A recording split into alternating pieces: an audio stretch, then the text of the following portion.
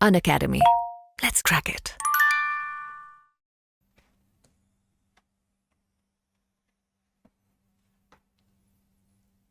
मान लो ये समुद्र का चट्टान है, ओशियन है, ओशियन रॉक है, इधर भी ये ओशियन का रॉक है।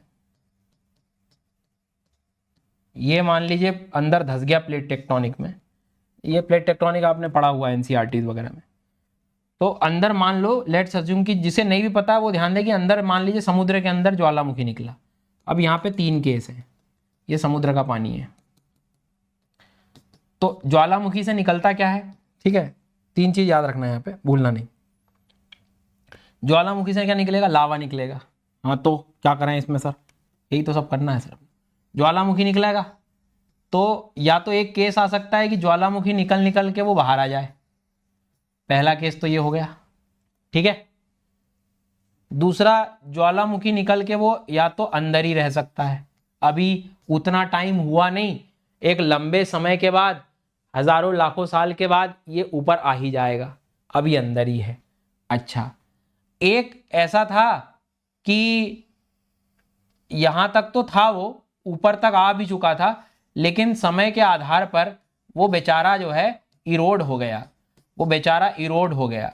मतलब पहले ऐसा था, वो यहां तक आया करता था, पर पानी के कारण इरोड हो गया। तो ये ऐसी कुछ अवस्था दिखाई दे रही है। मतलब एक ऐसा ऊपर तक दिख रहा है आपको, एक अंदर दिखाई दे रहा है, और एक कुछ ऐसा दिख रहा है। मतलब तो ये जो होगा, ये होगा वोल्केनिक आइलैंड। आइलैंड मतलब समझ रहे हो, द्वीप, ज्वालामुखी से जो बनता है द्वीप। समुद्र के अंदर रह गया तो ये हो गया आपका सी माउंट, समुद्री पर्वत, समुद्री पर्वत हो गया ये। और यदि कोई आइलैंड था पहले और वो इरोड हो गया, फ्लैट टॉप हो गया, फ्लैट टॉप, ऐसा फ्लैट टॉप सरफेस बन गया, इसको कहते हैं हम लोग गुयोत, गायोत, गुयोत, जिसको आप बोल सकते हो, ठीक है। तो 3 केस समझ आ रहे हैं। इधर देखो, ये देखो कि जब समुद्र के अंदर है, समुद्र के अंदर है तो वो क्या है बेटा, सी माउंट है। बाहर निकल आया तो ज्वालामुखी आइलैंड है, ठीक है। और यदि वो इरोड हो गया, फ्लैट टॉप हो गया, इस तरह का हो गया, देख पा रहे हैं आप। तो समुद्र के अंदर क्या क्या मिलता है उसमें मुझे नहीं लगता कि आपको, अब तो देखो इसमें हम क्या लिख सकते हैं, इस तीसरे वाले में मैं लिख देता हूं सी माउंट, और चौथे वाले में इधर मैं लिख देता हूं वोल्केनिक आइलैंड। कौन सी बड़ी बात है। इसका एक्चुअल डायग्राम में चेक कर लेते हैं अपन ने लिखा है कि नहीं। ये देखो सब लिखा हुआ है, सी माउंट लिखा हुआ है, वोल्केनिक आइलैंड लिखा हुआ है, पहला शेल्फ है, दूसरा स्लोप है, राइज है, और एबिजल प्लेन है। सर बताइए, अब देखो ये डायग्राम दिख रहा है क्या, इसका एनिमेशन आप लोग जरा फील करो थोड़ी देर, जब तक फिर बताना मुझे। हाँ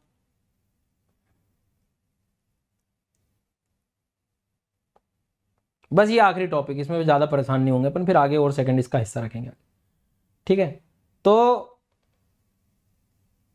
इसको आप आराम से देखो, इसमें क्या हो रहा है, अंदर का जो मैग्मा जब है 2 दिशाओं से काम कर रहा होता है, अलग अलग डायरेक्शन में जब काम कर रहा होता है, तो आप उस चीज को देखिए आप लोग कि ऊपर का ये जो क्रस्ट है, समुद्र का जो हिस्सा है, वो अलग अलग होते जा रहा है।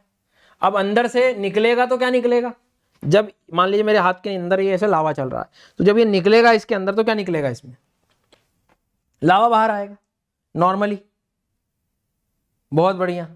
तो इसमें आप जब भी ऑब्जर्व करेंगे, इस वाले डायग्राम को भी देखो आप, कि जैसे जैसे आप बाहर की तरफ, ये एनसीईआरटी कक्षा 11वीं में पढ़ चुके हैं, मिड ओशियनिक रिजेस का फॉर्मेशन। तो लावा जो है बाहर निकलता रहता है, ठंडा होता रहता है और आगे बढ़ता रहता है। तो कल को कोई बोले कि समुद्र के बीचों बीच जो पर्वत श्रृंखला बनती है, लंबी सी है इस तरह की, इसको बोलते हैं हम लोग mid oceanic ridge, mid oceanic ridge, Cuttack बोला जाता है इसको। महासागरों के बीच में मध्य महासागरीय कटक कब होता है, कन्वर्जेंस में या डाइवर्जेंस में, तो डाइवर्जेंस में, जब 2 अलग अलग ये चीज दूर होती है तब हम देख रहे हैं, डाइवर्जेंस की स्थिति है ये। Sea floor spreading. जब डाइवर्जेंस होता है तब की बात हो रही है, ठीक है। मतलब जब भी वो आपसे कहे कि इन चीजों में यहाँ पर दो हिस्से अलग अलग दो दिशाओं में जा रहे हैं, पृथ्वी का हिस्सा जब दूर हो रहा होता है लावा के कारण, तो जैसी जगह बनेगी तो लावा बाहर निकलेगा तो ठंडा होगा, तो वो जो इकट्ठा होता जो पर्वत की तरह लंबा एकदम जो दिखाई देता है उसको हम लोग रिज बोलते हैं, कटक बोलते हैं।